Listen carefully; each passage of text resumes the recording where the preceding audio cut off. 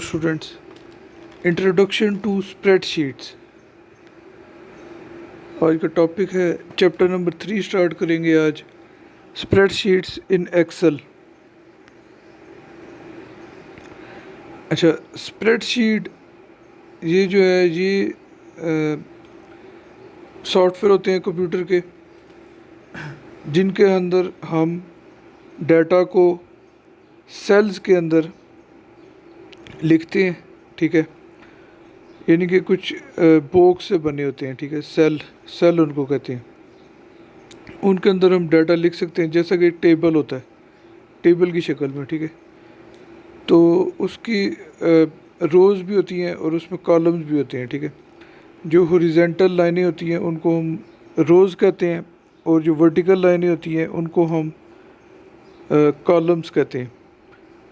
तो ये जो स्प्रेडशीट होती है, इसके अंदर बहुत से सेल्स होते हैं। ठीक है, और उनके अंदर सारा डाटा लिखा जाता है, और उसको हम उन सेल्स का 2D मैट्रिक्स या ग्रिड भी कहते हैं। ठीक है, 2 डिमेंशनल है, यानी एक उसका एक्स एक्सिस है, एक वाई एक्सिस है। 2 एक्सिस जिसके होते हैं उसको 2 डिमेंशनल कहते हैं। ठीक है, यानी हॉरिजॉन्टल और वर्टिकल।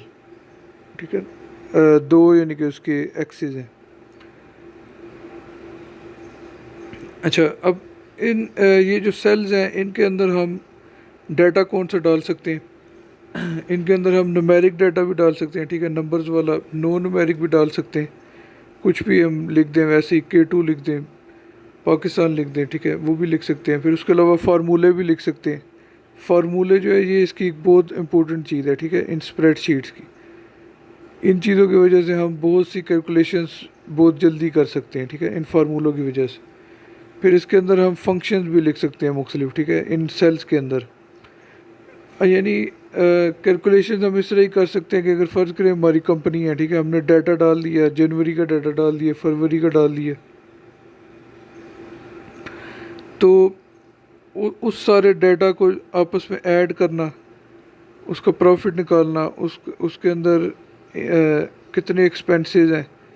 ठीक है, इस तरह की मुख्तलिफ चीज़ें हम ऑटोमेटिकली इस स्प्रेडशीट के अंदर कैलकुलेट कर सकते हैं। ठीक है, हम बस फार्मूले लिख देंगे, तो हम सिर्फ डाटा डाला करेंगे, बाकी काम ऑटोमेटिकली हो जाया करेगा। ठीक है, तो इसकी वजह से हमारे इस तरह की जो कैलकुलेशन वगैरह वो बहुत जल्दी हुई थी। ठीक है, और कारोबारी लिहाज से ये एक बहुत अच्छा सॉफ्टवेयर है।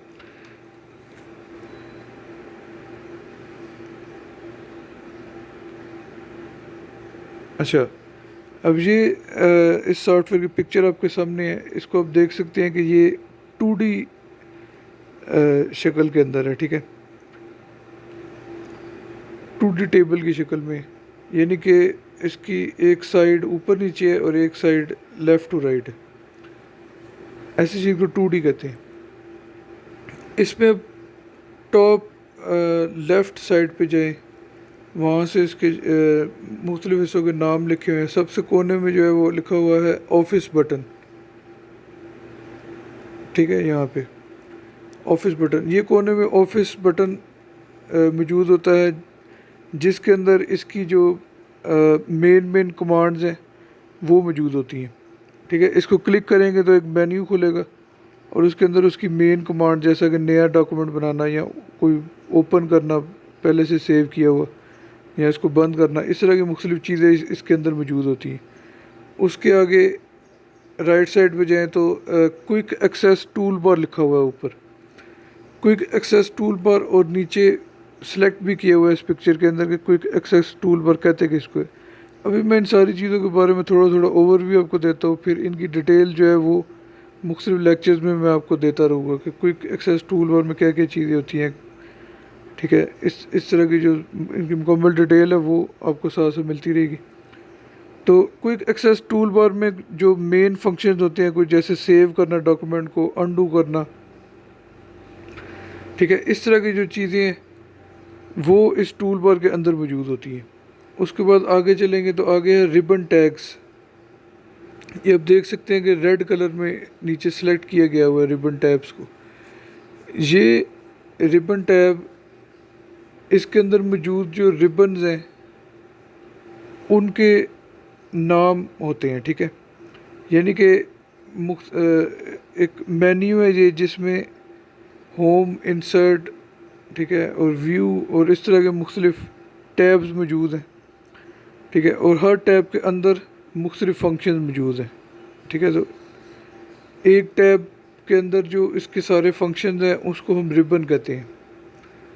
ये बिल्कुल राइट साइड पे आप देखें तो रिबन लिखा हुआ है, तो ये नीचे जो सारा है, ये जो यहाँ पे सिलेक्ट होया हुआ है, ठीक है, ये सारा, इस चीज़ को रिबन का नाम दिया गया है,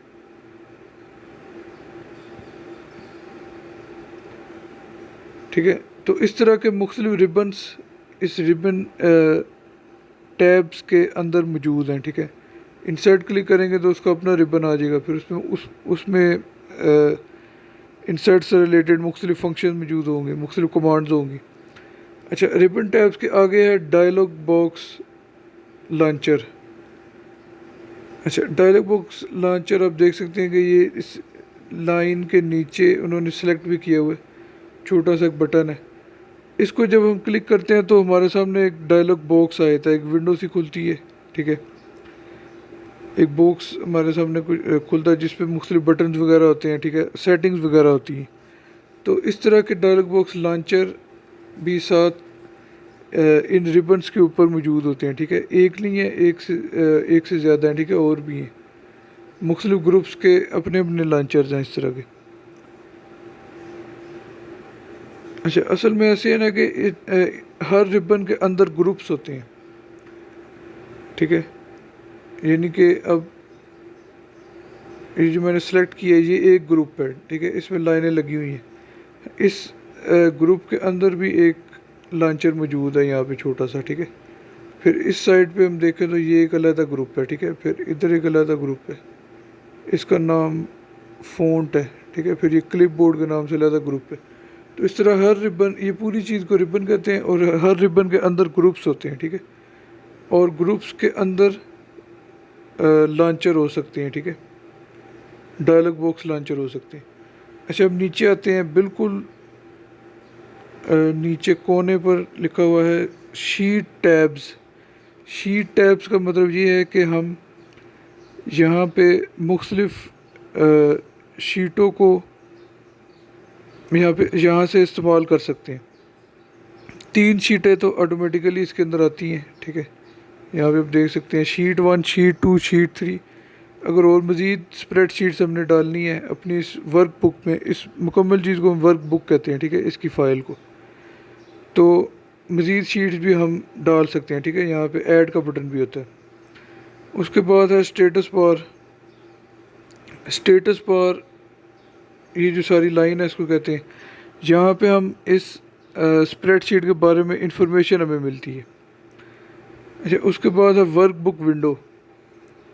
वर्क बुक विंडो इस सारी विंडो को कहते हैं, ठीक है, जहाँ पे हम डाटा लिखते हैं। इसमें आप देख सकते हैं कि ये इस तरह से कॉलम्स मौजूद हैं,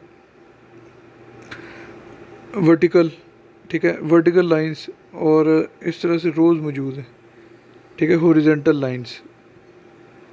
ये हॉरिजॉन्टल लाइंस एक्स एक्सिस में होती हैं, और जो वर्टिकल लाइंस हैं यानी कि ये जो कॉलम्स हैं ये वाई एक्सिस में होते हैं। इस वजह से इसको 2D कहते हैं, ठीक है।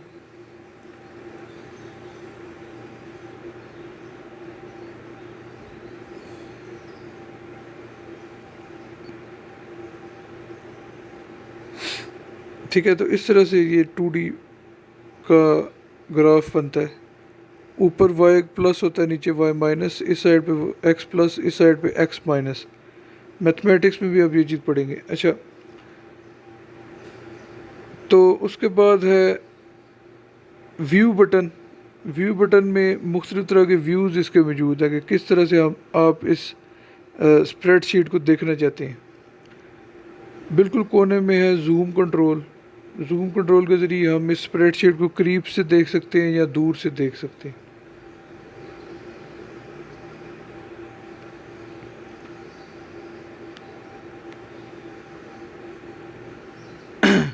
अच्छा, एग्जांपल इसकी मैं आपको एक दे देता हूँ।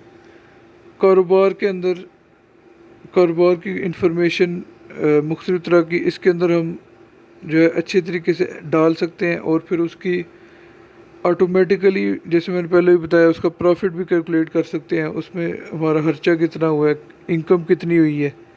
ठीक है, इस तरह की मुख्तलिफ़ जो चीज़ें हम आसानी से उसमें जमा कर सकते हैं। हर महीने की अलग अलग रिपोर्ट इसमें हमने बनानी है, उसका प्रॉफिट अलहदा निकालना है, उसका लॉस अलहदा निकालना है। ठीक है, एक्सपेंसेस अलहदा निकालने हैं, तो ये चीज़ें इसमें ऑटोमेटिकली कैलकुलेट हो जाएंगी। ठीक है, हम सिर्फ फार्मूलाज इस्तेमाल करेंगे और फार्मूलों की वजह से ऑटोमेटिकली जो है वो चेंज हो जाए करेगी। इन चीज़ों की आपको मैं प्रैक्टिकल एग्जांपल भी बाद में देता रहूँगा। अच्छा, अब ऊपर जो डाटा हमने फ़र्ज करें मार्च का डाटा डाला, उसमें कोई चीज़ अगर चेंज करे, हमने 10,000 की जगह 5,000 लिख दिए, तो 5,000 लिखने से उसका प्रॉफिट, उसका टोटल, ठीक है, फिर उसका उसके एक्सपेंसेस और जो जो चीज़ें हमने जिन जिन चीज़ों पे फार्मूले लगाए होंगे, ठीक है, एवरेज वगैरह जो जो चीज़ें भी हैं, वो सारी ऑटोमेटिकली चेंज हो जाती हैं। ठीक है, एक सेल को चेंज करने से। तो ये इसमें एक बहुत अच्छी चीज़ है कारोबारी लिहाज से।